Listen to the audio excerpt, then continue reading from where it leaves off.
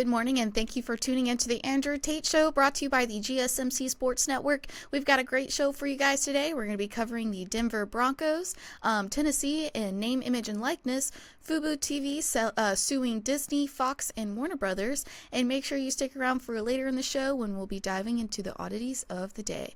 Before we start, I'd like to ask that you guys like and follow the show. We get a number of questions from the viewers that comment during the show, so to ensure that your question gets read on the air, I ask that you use the tips and donation link with your question. The tips and donation link is streamelements.com/gsmcsportsnetwork./tip. This puts your question at the top of the list so that I can see it, and it also just really helps the show. Hello, Tate. Hello, Faith. Boy, I'm looking. It's kind of weird. Okay, we got to share with everyone what went down here. Yeah. My camera started going kind of weird right when we were about to start the show. So it started going from normal to green, normal to green. So I had to change cameras on the fly.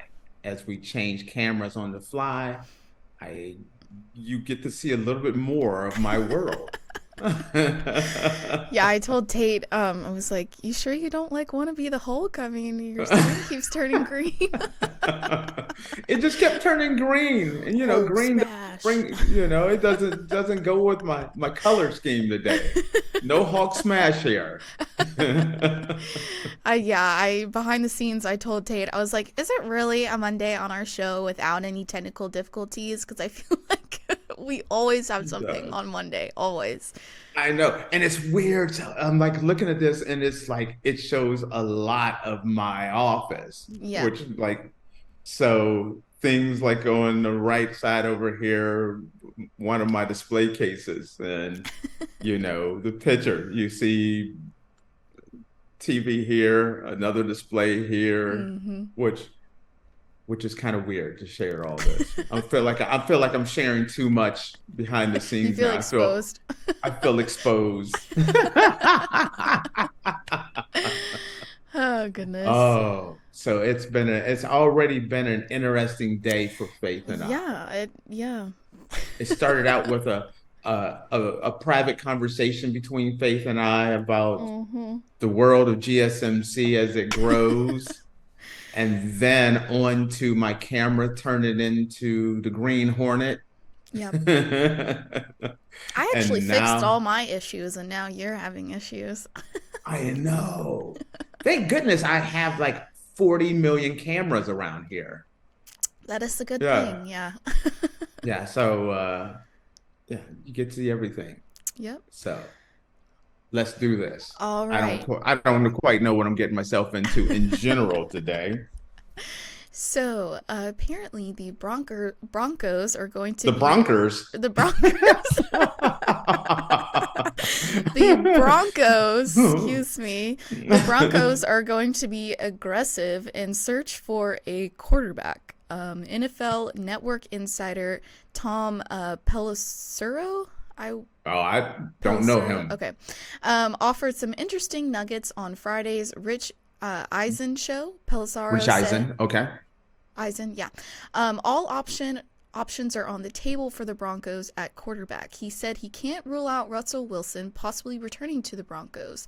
Pelissero also said the track record of Sean Payton is he hasn't really played with a rookie quarterback. Pelissero added that doesn't mean Payton won't this year, but he only has done it once in his years as a head coach, and that during the COVID year when he rolled out Ian Book. So I don't know. Okay.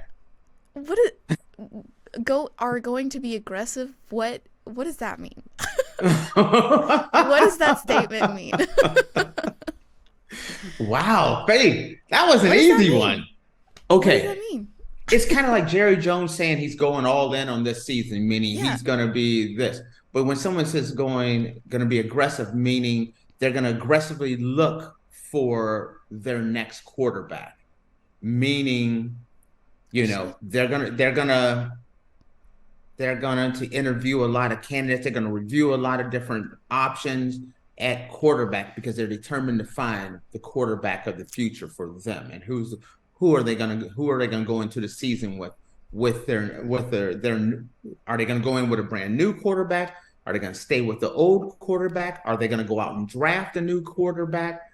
They're saying they're putting major emphasis on finding a quarterback. That's a given, right? No, it is not a given. No? Absolutely not. There's some teams, they go into the season like, let's use the Kansas City Chiefs. Mm-hmm. They're not thinking about a quarterback. That's the last thing on their list of things to pay attention to is a quarterback. They got Patrick Mahomes, and they're not aggressively looking for anyone to replace Patrick Mahomes. You get me? You get where I'm coming from? Mm-hmm. Where Denver ended the season, Denver was doing well. And then Denver came, Sean Payton, which is the coach of the Denver Broncos, came to Russell Wilson and wanted him to change his contract and opt out of the injury clause and all of this stuff. And he said no. And so they threatened to bench him, but they were on like a 5-game winning streak. And then it all went south, and then they ended up benching Russell Wilson. And the whole concept of the fact that this is the second time I heard Sean Payton and numerous other reporters talk about how one of the things they're not, ruling out is bringing Russell Wilson back. If I'm Russell Wilson, I'm flipping you the bird.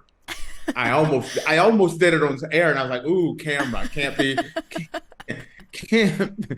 be dropping a single, instead of the deuces, a single out there." Because the Broncos were doing well. They were on a 5-game winning streak, and Sean Payton pretty much blew up last season by coming to Russell Wilson and trying to force him to change his contract mid-season, which is not something that is allowed. Yeah. Then it totally dismantled their team.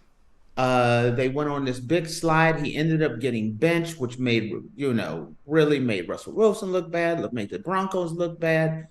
And honestly, and the fact that Sean Payton is talking about not ruling out bringing back Russell Wilson makes me question Sean Payton as a leader and a coach. It's kind of like when people look at Bill Belichick and Tom Brady, and people are starting to say, hey, is it Belichick or is it Brady? Mm-hmm. Well, when I look at the kind of the way Sean Payton is handling this Russell Wilson thing and how dysfunctional the end of the season is, it is starting to make me wonder, is it really Sean Payton, or was it Drew Brees that kept that organization under control and moving in the right direction? Because I look at what they did. They literally were in playoff contention. They weren't in Super Bowl contention, but they were in playoff contention.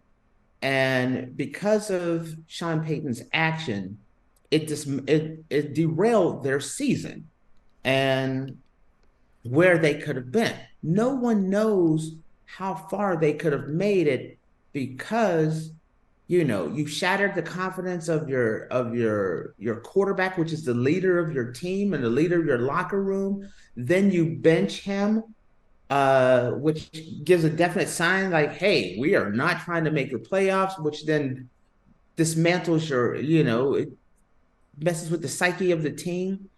It looks bad. And I'm sorry if they come back there with, after all of this, and they come back with, hey guys, we left no stone unturned, and we're coming back with Russell Wilson, the same guy we had before that we kind of screwed everything up with.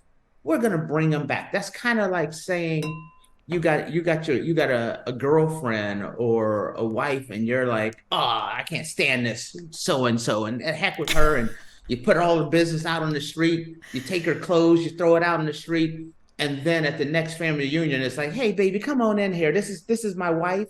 Yeah. No, you've already caused the damage at that point. No matter what, you cannot bring Russell Wilson back. I would So like to see Russell Wilson go to the Steelers. Go ahead. What are you gonna say? you don't think Russell Wilson will return then? Well, see, here's the thing. You know, it's kind of, I'm going right back to my original analogy about the girl or the Mm-hmm. wife or the girlfriend. Mm-hmm. You're like, you know what? I don't want her. Toss her out on the street, throw her stuff out. Then you start hearing from her lawyers and you realize, oh, I don't have a prenup. Oh, I got this much in alimony payments. Oh, it's going to cost me a fortune to part ways with her. Ooh, maybe we need to patch things up. Well, that's the same thing that's going on with Russell Wilson. Russell Wilson has a contract that is incredibly expensive. He's one of the highest paid quarterbacks in the NFL. And the cost of releasing him is going to hit the salary cap incredibly hard, which means they're not going to be able to sign a lot of other players. It's going to set that franchise back. Now they're looking at it and they're, they're going to break up to make up now. They realize, oh, maybe we should not have thrown mud on Russell Wilson. Mm-hmm. And then you go back and you start watching those games and you're like, whoa, our problem wasn't this year Russell Wilson. Mm-hmm. Our problems was a lot of other things. But it makes me look at Sean Payton a different way. And many people, including myself, have always looked at Sean Payton as one of the more elite coaches. And I watched the way he handled the situation, and there's cause for pause. Is he really that great of a leader? Because the way he handled this is less than spectacular to absolutely horrible. And now you're looking around and you're talking about, it is February, about to roll into March, and you're talking about maybe we're not ruling out bringing Russell Wilson back after you done threw dirt on him and tossed him out on the street. Yeah. Honestly, though, if you're going to swallow your pride, they have to at least draft a quarterback. And there are a lot of really good quarterbacks in this draft. I think when they start looking at what they can get for Russ, there's no trade market for Russ. No one's going to give you a first or a second or even a third round pick for Russ because of that contract. That contract is the albatross around anyone's neck who wants him. Mm-hmm. So if you're gonna make lemons out of lemonade, that's kind of a lame one. But the fact is, they should stay with Russ. They should have never done what they did with Russ, mm-hmm. but they should draft a quarterback. You could have a quarterback learn behind Russ. Russ has always been a good guy, and start building for the future that way. Because the alternative is that contract hit is going to be crippling for the Denver Broncos. So that's kind of the situation. But Sean Payton handled it wrong. And the fact that, like I said, now that you go back in hindsight and you look at them talking about one of their options, they're not ruling out that Russell Wilson out, shows he is wrong. Mm-hmm. But I personally think I would be definitely looking at drafting a quarterback in the first round. Even if they didn't handle it wrong, to get your quarterback of the future, which wouldn't, with the contract that Russ has, which is going to be a huge dollar figure against your salary cap, bringing in a rookie quarterback on a low pay scale that maybe can learn behind Russ, and Russ can teach him how to be a professional, how to read defenses, things of that nature.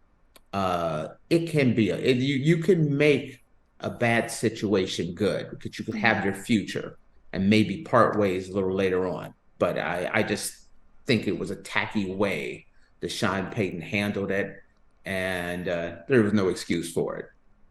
Do you have like a list of who you think would be a good candidate to go in as a rookie for Denver? I don't know. It depends on where JJ McCarthy ends up in the draft. That's Michigan's quarterback. I think he is the steal of the NFL draft. There's a lot of other quarterbacks out there. The reason why there's a lot of questions about JJ McCarthy is the fact that he played for Michigan. Michigan was a run first offense. It was hand the ball off, first down, hand the ball off, second down. Oh, it's third and medium, third and long. This is a passing down. Oh, we're going to hand it off again. So they were a very pass heavy offense. But whenever he was called upon, he always performed well. He handled pressure well. He fits all the size, the way he commands an offense. He has all the tools. It's not about what he did. He didn't set records in college. It's how he did the job. He ran the Michigan Wolverines as a quarterback, better than almost anyone in the country did. And I think he has all the tools to be a superstar. I truly do think he's the steal of the draft. I like Caleb Williams and J.J. McCarthy. Those are the two quarterbacks that I personally like the best. So, all right. Well, either way, they're going to have to pay that man a lot of money whether he stays or not. So yeah, he's gonna. He's Russ is set. Russ is absolutely. This contract is a big. They owe him $39 million, whether he's on the team or not. Yeah, that's just for this year. That's not for next year and things of that nature. That contract is it's like, I don't know all the details of that contract, but it's like $100 and something million total. Got some alimony to pay if y'all go. Listen, before that's one of those things you got to make sure you want to get married before you, right? Because the breakup is a doozy. Breakup's a doozy, especially in the football world. Yes. And anyone that want to marry Faith, if you get rid of Faith, it's going to cost you too. Sorry, Faith had to put you in there too. Faith is the Russell Wilson of the marriage world. All right. You're like, I don't even know how to answer that. Okay. All right. Well, we're going to take a quick break, guys. And when we come back, we're going to be talking about Tennessee and name, image, and likeness policy.